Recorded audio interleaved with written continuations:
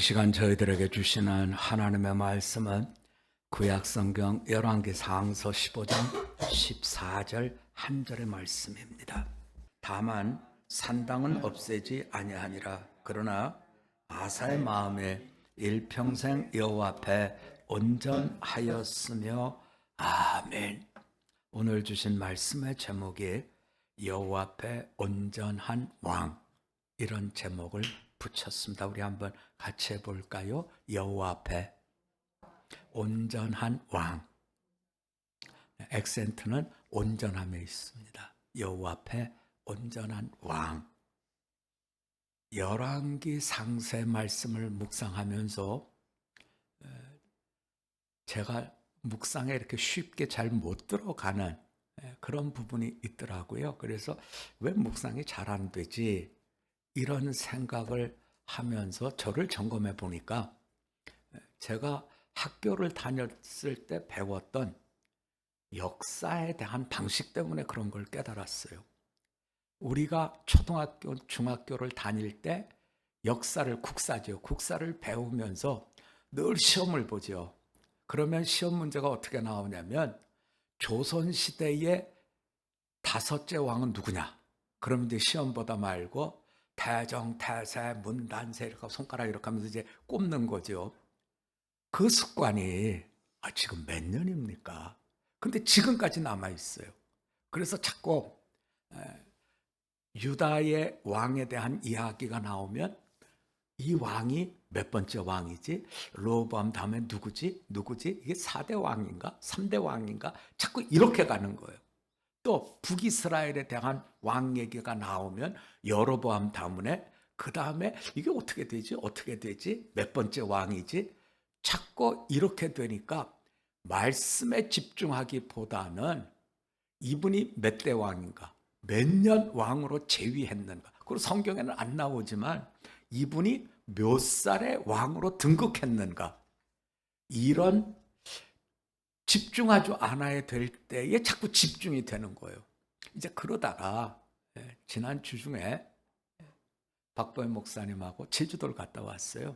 그래서 이제 박보현 목사님 제주도 가자고 하는 목적이 있었거든요. 그게 뭐냐면 비블리아라고 하는 식물원을 가고 싶은 거예요. 근데 이 식물원을 만드신 분이 목사님인데 그분의 히스토리를 전혀 모르고 어쨌든 갔어요.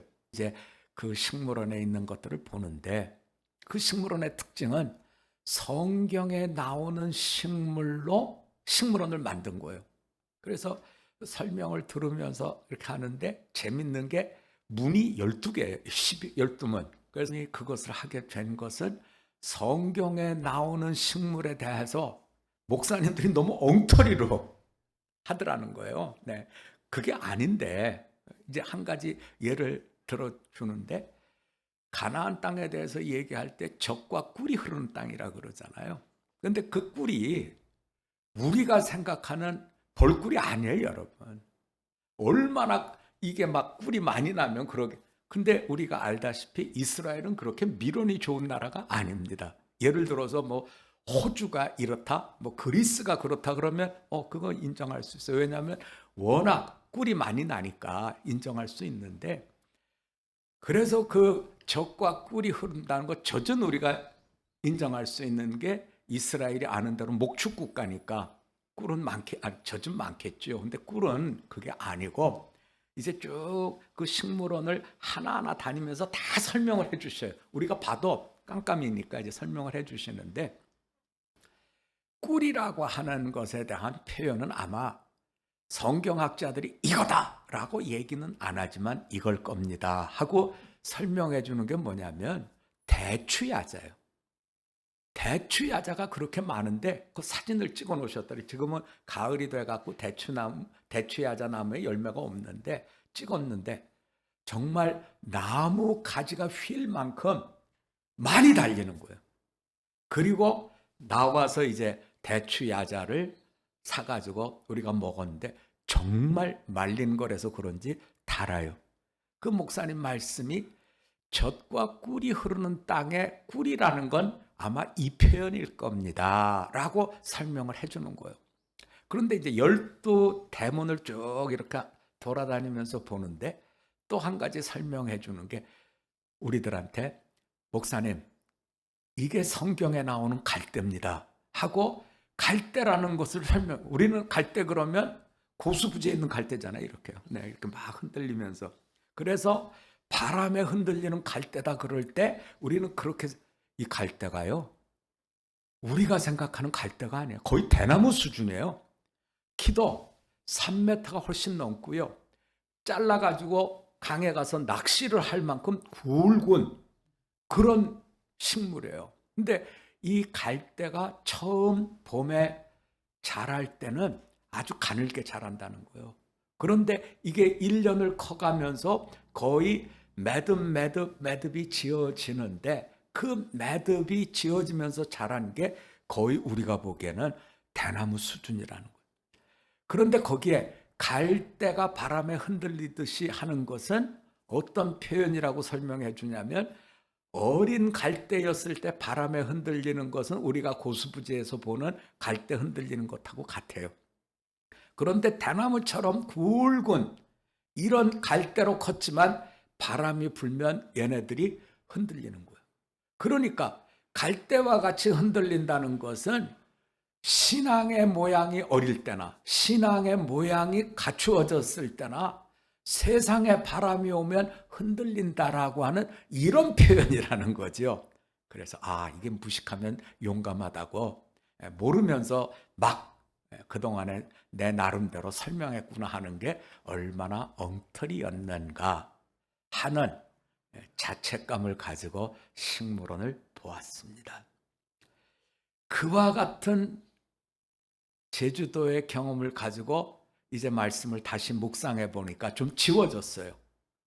북이스라엘의 몇 대 왕은 누구고 몇 년 재위했고 몇 살의 왕, 이거로부터 좀 자유로워졌어요. 그러고 보니까 한 가지 눈에 들어오는 게 있어요. 자, 여러분 제가 받은 은혜를 좀 설명할게요. 15장 10절입니다. 유다 왕 아사에 대한 이야기가 나오는데 10절에 예루살렘에서 41년 동안 다스리니라. 그의 어머니 이름은 마아가라 아비살롬의 딸이더라. 예루살렘에서 아사라는 왕이 41년 동안 다스렸는데 그의 어머니 마아가 아비살롬의 딸, 어머니 이름이 나와요. 또 한 곳 봅니다. 15장 33절로 가봅니다. 유다의 아사왕 셋째 해에 아이야의 아들 바사가 디르사에서 모든 이스라엘의 왕이 되어 24년 동안 다스리니라. 이스라엘 왕 바사를 설명할 때는 아히야라고 하는 아버지의 아들 이렇게 나옵니다. 유다 왕을 설명할 때는 어머니의 아들, 이스라엘 왕을 설명할 때는 아버지의 아들 이렇게 나와요. 자, 이 말씀이 어떤 뜻이냐면 어머니의 아들로 왕이었다는 얘기는 왕조가 지켜졌다는 뜻이에요. 아버지가 쭉 그 족보를 따라서 다윗의 후손으로 계속되었다는 거죠. 그래서 어머니만 소개를 하고 있고 반면에 이스라엘 왕에 대해서 설명할 때는 아버지가 나와요. 그 이야기는 구테타가 일어나서 모반이 일어나서 선대왕은 죽어버리고 그리고 새로운 가문에서 왕권을 가져가서 왕위가 이어져 내렸다. 이런 의미에서 북이스라엘은 아버지의 아들 무슨 왕 이렇게 나오고 유다는 어머니의 아들 무슨 왕 이렇게 나오더라는 거. 여기에 우리가 보셔야 될 것은 어머니의 아들과 아버지의 아들, 아버지의 아들의 왕이 된 사람은 구테타가 일어났었기 때문에 나라가 얼마나 혼란스러웠겠는가 하는 걸 보시라는 거예요. 그런데 이 말씀이 우리가 꼭 살펴보아야 되는 것은 이유가 있어요. 하나님께서 이 어머니 누구라고 하는 유다 왕에 대해서 설명할 때에 그 어머니의 아들이 왕이 되어서 하나님 보시기에 온전한 왕도 있고 하나님 보시기에 불충한 왕도 있음에도 불구하고 왕위를 이렇게 쭉 내려갈 수 있게 된 것은 어떤 뜻이 있느냐면, 오늘 말씀으로 우리가 가서 보면 하나님께서 어떤 설명을 해주시냐면 11절에 가볼까요? 자, 아사 이야기입니다. 아사가 그의 조상 다윗같이 여호와 보시기에 정직하게 행하여, 기준이 다윗입니다. 다윗과 같이 이렇게 했다. 하지만 그 다음에 가서 보면 14절에 보면 다만 산당은 없애지 아니했다. 그런데 하나님은 그를 온전하게 인정해 줬다는 거예요. 그래서 항상 기준이 다윗입니다. 왜냐하면 하나님과 다윗 사이에 약속이 있었잖아요. 내가 너의 후손들을 등불을 옮기지 않는 것처럼 지켜주겠다. 이렇게 이제 말씀을 이끌어 주시고 있습니다. 15장 4절입니다. 저하고 한번 같이 읽어볼까요? 시작. 그의 하나님 여호와께서 다윗을 위하여 예루살렘에서 그에게 등불을 주시되 그의 아들을 세워 뒤를 잇게 하사 예루살렘을 견고하게 하셨으니, 하나님께서 유다를 견고케 하신 것은 우리가 살펴보면 하나님께서 온전하다 인정해 주신 왕도 있지만 하나님께서 보시기에 불충한 왕도 있어요. 그럼에도 불구하고 하나님께서 그쪽은 계속해서 왕위를 견고케 하시면서 나라를 이끌어 주셨고, 반면에 북이스라엘은 하나님께서 가문을 바꿔가면서 혼란 속에 이어가게 했는데, 그 중심에 누가 있느냐면 다윗이 있는데, 다윗과 하나님과 한 소금 약속, 변치 않는 약속으로 인해서 하나님은 이스라엘 백성들에게 이와 같은 길을 허락하셨다는 거죠.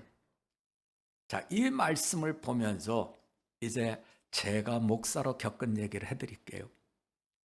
제가 어렵습니다 하고 찾아오는 분들의 몇 가지 유형을 보면, 건강이 안 좋거나 너무나 경제적으로 어렵거나 이런 경우가 있어요. 또 어떤 경우가 있느냐면 배우자로 인해서 너무 속상해하는 경우도 있어요. 그런가 하면 자녀들 때문에 힘들어하는 경우도 있어요. 자, 건강 때문에 어렵습니다 하면 답을 쉽게 찾아내기가 괜찮아요. 왜냐하면 우리 함께 기도합시다. 성경에는 기도하는 자에게 이렇게 해주셨습니다 하는 예가 굉장히 많으니까 건강이 안 좋을 때 해법 찾아가는 건 쉬워요. 그런데 배우자의 문제도 늘 제가 그러죠.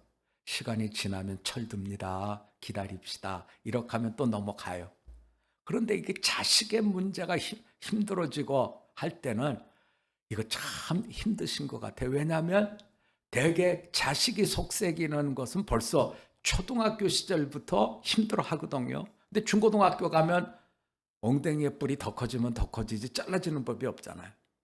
그렇다고 해서 얘네들이 대학을 간다 그래서 머리가 커졌으니까 철든다, 그것도 아니더라고요. 계속 어려워요. 계속 다람쥐 쳇바퀴 돌듯이 계속 어렵고, 남자들의 경우는 군대 갔다가 직장 들어가는 그때도 계속 어렵습니다. 여자분들의 경우는 대학을 들어가고 시집 갈 때도 계속 어렵습니다. 그렇게 쳇바퀴 돌듯이 어려운데, 그러면 이 문제를 어떻게 풀어야 될 거냐 하는 거예요. 성경이 우리들에게 제시해 주는 것은 자녀를 위해서 기도하라가 아니라, 내가 누구같이더라고요? 우리 한번 같이 해봅시다. 자녀를 위하면 내가 다윗처럼 돼야 됩니다. 내가 누구처럼 돼야 된다고요? 다윗처럼요. 하나님께서 다윗을 보시고 그의 후손들을 어떻게 하셨다고요? 못나도 잘나도 소금 언약으로 봐주셨다는 거예요. 이것이 해법이에요. 우리는 그런데 계속 어떻게 기도하냐면, 하나님 쟤 좀 사람 만들어 달라, 변화시켜 달라는 이렇게 기도를 해요. 그러니까 남의 다리 긁은 거죠. 성경은 자녀가 어긋나고 자녀가 잘못된 길을 갈 때 기도하기를 포기하라는 아니에요. 내 자녀니까 우리가 포기 못하고 계속 기도합니다. 그런데 해법은 그 아이의 평생 동안 내가 책임을 지겠다? 어떻게 책임을 지겠다? 아이가 못나도 아이가 잘나도 하나님께서 책임진다라고 할 때에 내가 다윗과 같이 하나님의 언약을 인정받는 사람으로 설 때 그 후손들은 하나님께서 계속해서 어머니의 이름으로 대를 이어서 하늘나라의 왕조를 이어가는 사람으로 하늘 백성으로 삼아 주시더라는 거죠. 자, 우리가 여기서 한 가지 이제 생각해 주셨으면 하는 것은요. 내가 자녀들에게 다윗과 같은 자로 서야 된다라고 할 때 어떻게 해야 됩니까? 하는 부분이에요. 친구가 우리 친구들 사이에 이제 문자를 보내왔어요. 거기에 이런 얘기가 있더라고요. 보석 셋. 보석이 셋이라는 거예요. 그러면서 끝에 보니까 아직은 살만한 세상입니다. 이렇게 이제 결론을 내렸는데요. 어느 할머니가 이제 리아카를 끌고 가서 일을 하시는 것 같아요. 그런데 그 할머니 아들과 딸 며느리는 등장하지 않고 그 할머니가 끌고 간 리아카를 끌고 가는 사람이 누구냐면 7살짜리 손주예요. 7살짜리면 빠르면 초등학교 들어가고 아니면 보통 유치원을 갈 그런 연세죠. 만 나이로 하면 초등학교 입학할 수도 있죠. 그렇지만 뭐 고사리손 같은 그걸로 리아카를 끌고 가니 이게 얼마나 덜컹덜컹 가겠어요. 근데 이제 이 아이가 앞에서 리아카를 끌고 할머니가 뒤에서 밀어주고 이렇게 가는데 리아카 안에는 할머니가 그 다 물건을 팔았는지 그저 조그만 콩나물 요만큼 하고 거기에 바나나 조금 이렇게 이제 담겨져 있더라는 거예요. 근데 이 꼬맹이가 리아카를 끌고 가다가 이렇게 돌아가는 길에서 잘못해가지고 옆에 있는 차를 리아카라는 게 이렇게 앞에서 돼 있고 옆이 좀 튀어나와 있잖아요. 이 튀어나온 부분으로 거기 서 있던 외제차를 쫙 부딪혀가지고 긁어대는 거예요. 할머니가 뒤에서 밀다가 이런 형편이 되니까 리아카를 세웠어요. 네. 그리고 할머니가 그 자동차를 잘 살펴보는데 문제는 할머니도 그 손주도 이 차주인한테 연락할 방법이 없는데 핸드폰이 없으니까 경제적으로 너무 어려워서 핸드폰이 없으니까 이렇게 살펴보는데 이제 할머니가 그것을 살펴보니까 사람들이 지나가다가 웅성웅성하고 이렇게 모여들었는데 그중에 학생 하나가 자기 핸드폰을 꺼내가지고 할머니 이 자동차 주인하고 연락하고 싶으세요? 그랬더니 그래서 그러는데 어떻게 연락해야 될 줄 몰라서 이렇게 제가 전화를 걸어보지요. 그랬더니 자동차 앞에 가보니까 명함에 이렇게 자동차 번호가 있더라. 그래서 이제 전화를 그 학생이 걸어주고 상황을 얘기했어요. 할머니는 그냥 가도 되죠. 뭐 주인도 없고 그러니까 그 자동차 고쳐주려면 비용이 한두 푼도 아닐 텐데 더군다나 외제차인데 가도 되는데 굳이 거기에 서가지고 변상을 우리가 잘못해서 그런 거니까 하겠다고 섰고 손주는 그런 할머니를 보면서 어쩔 줄 몰라 하는데 할머니는 그 손주한테 우리가 어려워도 책임지는 것이 인생이다라고 하는 것을 심어주고 싶었던 거죠. 얼마 지나니까 차주인과 아주머니가 왔다는 거예요. 그런데 그 차주 되시는 아저씨가 할머니한테 정중하게 인사를 하더니 뭐라 그러시냐면 할머니 미안합니다. 제가 세우면 안 되는 곳에 자동차를 세워서 너무나 미안합니다. 그랬더니 할머니도 쩔쩔매고 할머니가 쩔쩔매니까 7살짜리 손주도 쩔쩔매고 그러는데 아이가 이제 거반 울상이 된 거예요.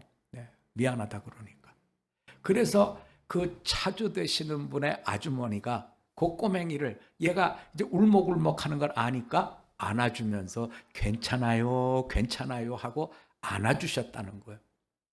자, 이렇게 해서 보석 1 할머니, 보석 2 차주인과 아주머니. 그래서 거기 있는 사람들이 그걸 보고 다 감동이 돼서 따뜻한 마음으로 아직도 우리가 사는 세상은 살만하다 이랬는데, 보석 3은 그 외제차를 한국에 들여와서 파는 회사가 그 사실을 어떻게 알게 됐는데, 차주인에게 연락을 해서 그 자동차의 수리를 우리가 책임지고 다 해드리겠습니다 해가지고 보석 3의 이야기를 이렇게 전해 주더라는 거죠. 여러분, 우리가 세상을 살면서 꼭 자녀들에게 다윗과 같은 부모로 서야 될 때 심어줘야 되는 것은 가치에 대한 것과 책임에 대한 겁니다. 내가 책임져야 될 것에 대해서 넘어가 버리면 그 자녀들도 넘어가 버리게 되고, 그렇지 않아도 우리는 팔이 안으로 굽는다고 내가 하고 싶은 대로 살아가고자 하는 마음이 강한데, 오늘 성경은 그 점을 일깨워 주고 있습니다. 가치에 대한 거죠. 어떤 것을 우리가 귀한 가치로 가져야 될까? 책임진다고 하는 왕으로서의 다윗의 훌륭한 점은 내가 왕된 자로서 이 백성을 잘 감싸주고 보호해야 된다고 하는 책임을 내가 하나님으로부터 받았고, 그 책임에 대한 부분을 잘못했을 때, 왕임에도 불구하고 지적받았을 때 하나님 앞에 엎드려 회개하는, 내 탓입니다, 내 잘못입니다 하는 참된 용기를 보여준 것, 이것을 하나님께서 귀히 여겨주셨다는 거죠. 이제 우리가 말씀을 그러면 우리 것으로 만들려고 하면, 여러분, 우리가 세상에서 제일 힘든 것은 기다리고 또 기다려야 된다는 점이 힘듭니다.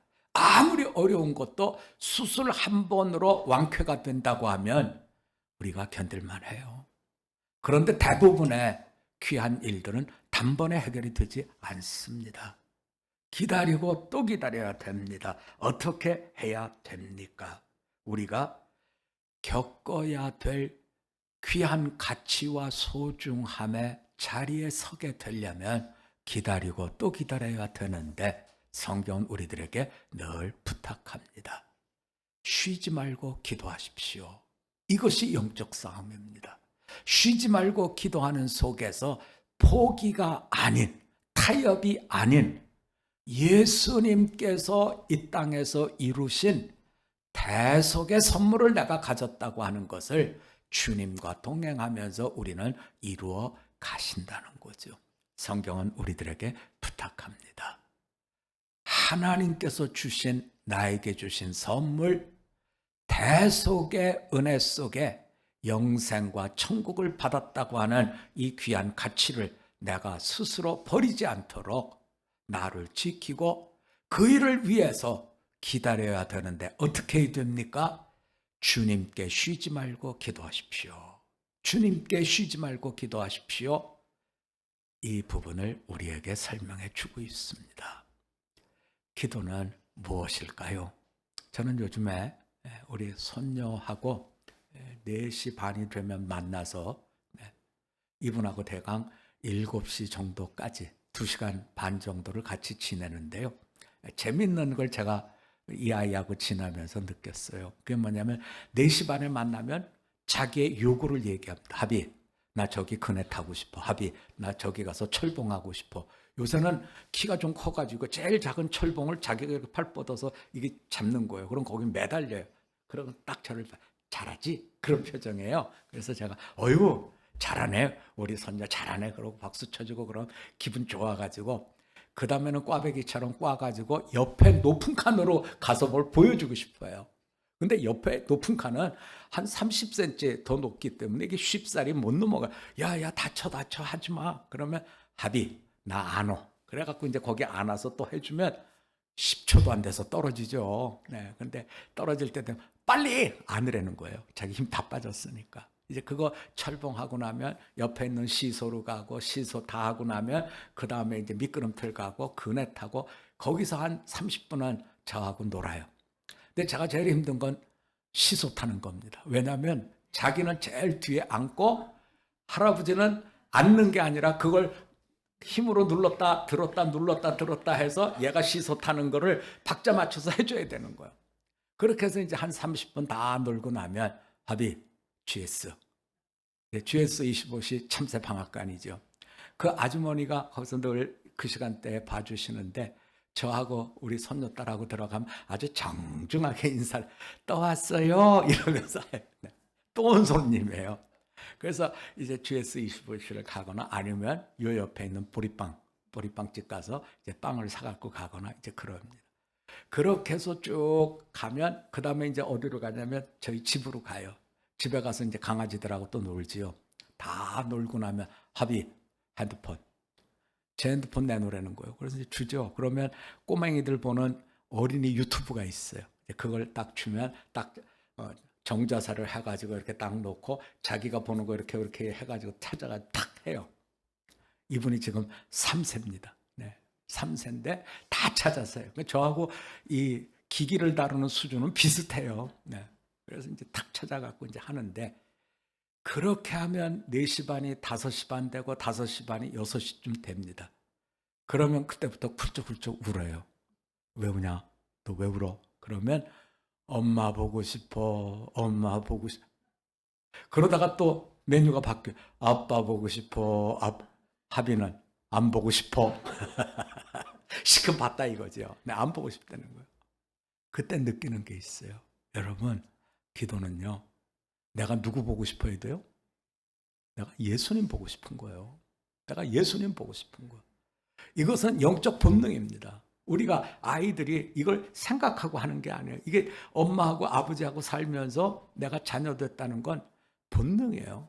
우리의 영적 본능은 하나님에 대한 그리움이에요. 만나고 싶어 하는 사모함이에요. 이걸 내가 가질 때 우리는 하루하루 주님 안에서 동행자로서의 삶을 건너갈 수 있다는 거죠.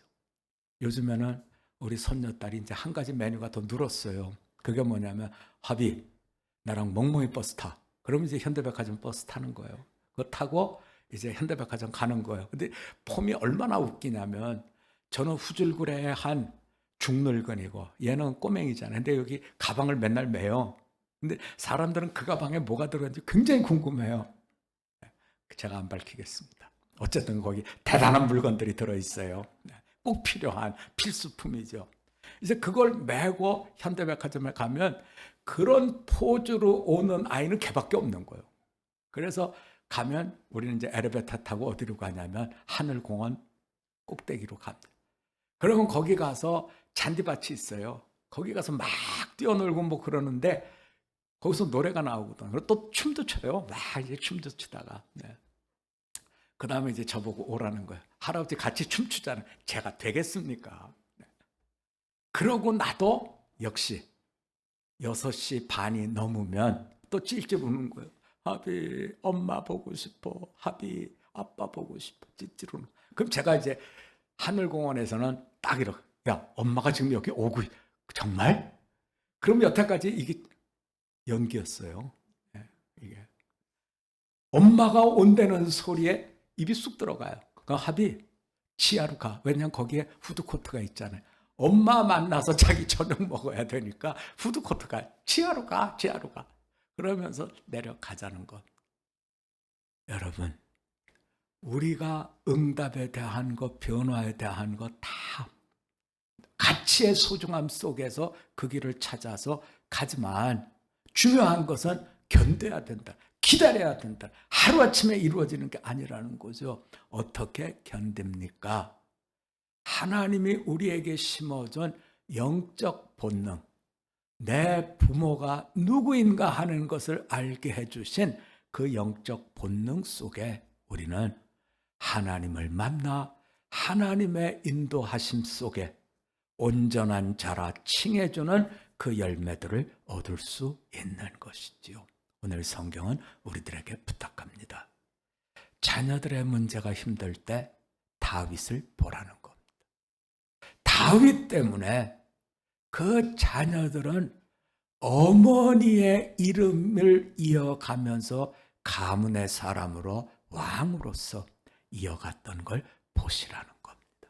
참으로 하나님께서 우리가 다윗처럼 하나님 앞에서 온전한 자로, 그래서 후손들에게 하나님의 복을 이어줄 수 있는 길을 열어주는 우리들아 말씀 이렇게 주셨습니다. 주신 말씀 마음에 담고 내가 약속을 가진 백성으로 서실 수 있기를 주님의 이름으로 부탁드립니다. 우리 한번 같이 기도드리겠습니다. 고마우신 하나님, 우리가 열왕기서를 통해서 유다의 왕들은 어머니의 아들로 기록되고 북이스라엘의 왕들은 아버지의 아들로 기록된 것을 보았습니다. 하나님은 아사 왕이 참으로 모든 면에서 완벽하지 않았지만 그럼에도 온전한 하나님 앞에서 산자로 인정해 주셨고, 그 인정의 밑바탕 속에는 하나님께서 소금 약속으로 지켜주시마 했던 다윗이 있는 것을 저희는 깨달았습니다. 우리는 예수 그리스도, 다윗이 왕이라 부르셨던 예수님이 우리의 구주 되심을 저희는 믿고, 주신 대속의 은혜 그 속에 우리가 서 있음을 다시금 귀히 받습니다. 다윗처럼 되는 것이 해법인 걸 알았사오니 잘 감당토록 기도하며 쉬지 않고 동행하는 우리로 서게 하여 주시옵소서. 감사드리며 예수님 이름으로 기도드립니다. 아멘.